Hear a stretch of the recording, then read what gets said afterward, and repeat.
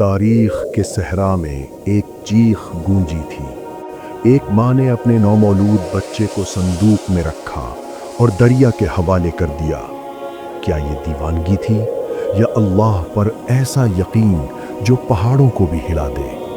اور وہی بچہ ایک دن دنیا کے سب سے بڑے ظالم کے سامنے کھڑا ہونے والا تھا۔ سامنے تخت تھا، تاج تھا، ہزاروں سپاہی تھے اور ایک طرف صرف ایک نبی۔ یہ کہانی ہے حضرت موسیٰ علیہ السلام اور فرعون کی جنگ کی، حق اور باطل کی، ایمان اور تکبر کی، اور اس لمحے کی جب سمندر نے راستہ دے دیا۔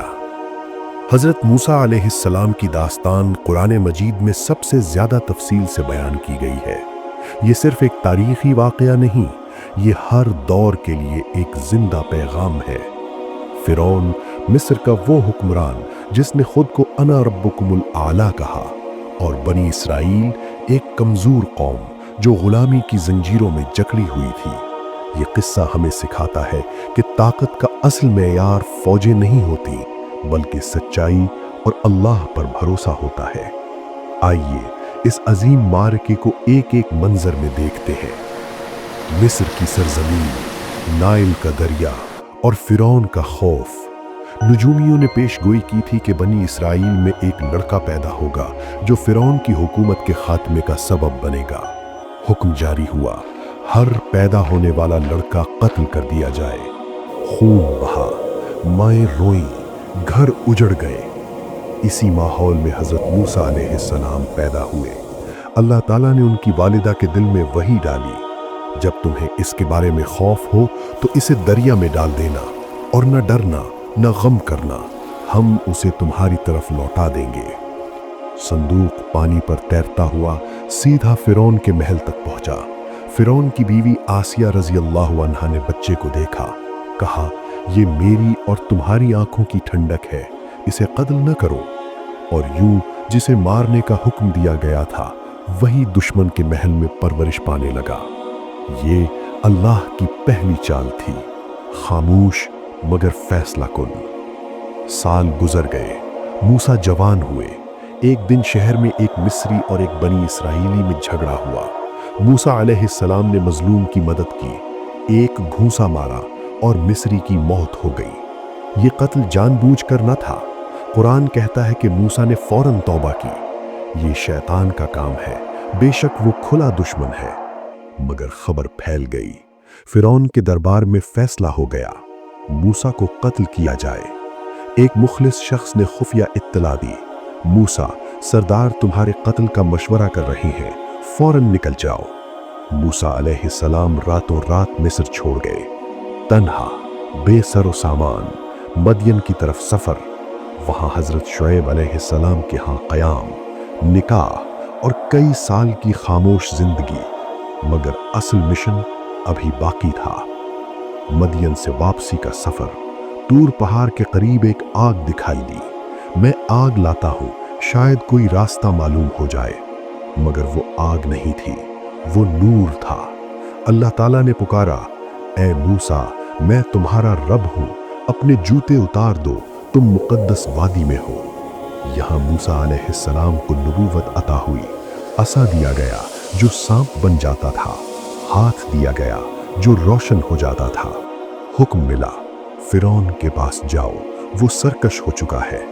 موسیٰ نے دعا کی، اے میرے رب، میرا سینہ کھول دے، میرا کام آسان کر دے، میری زبان کی گرہ کھول دے۔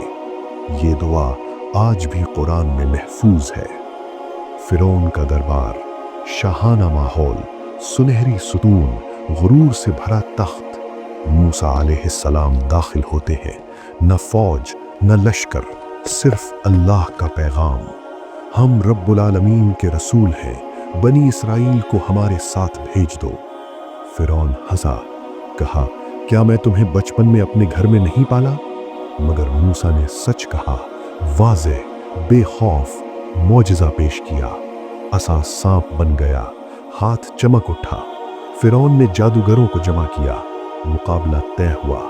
عید کا دن، عوام کا ہجوم، जादूगरों ने रस्सियां फेंकी, लोगों को लगा जैसे सांप दौड़ रहे हों। मूसा के दिल में एक लम्हे को खौफ आया।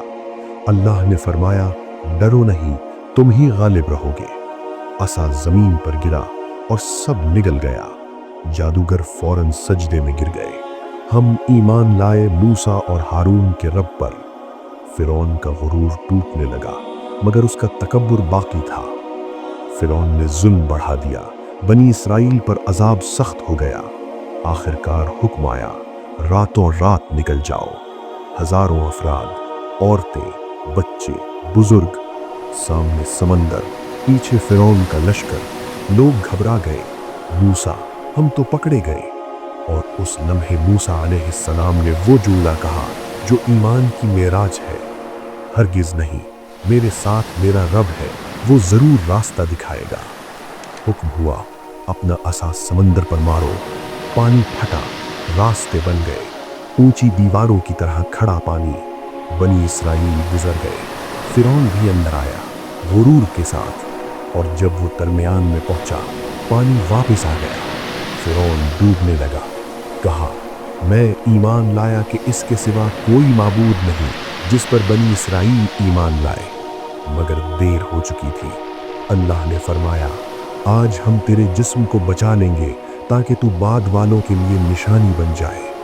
तख्त डूब गया, गुरूर खत्म हो गया, हक गालिब आ गया।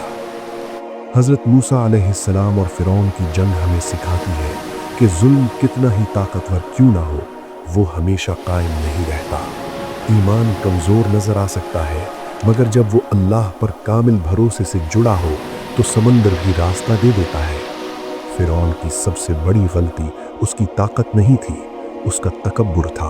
और मूसा की सबसे बड़ी ताकत उसका असा नहीं था, उसका यकीन था। आज भी जिंदगी के समंदर हमारे सामने खड़े होते हैं, रास्ता बंद लगता है, पीछे मुश्किलात का लश्कर होता है, मगर अगर दिल में ये यकीन हो कि मेरे साथ मेरा रब है तो रास्ते बन जाते हैं। ये किस्सा सिर्फ माजी नहीं, ये हर उस इंसान के लिए है जो हक के साथ खड़ा होना चाहता है।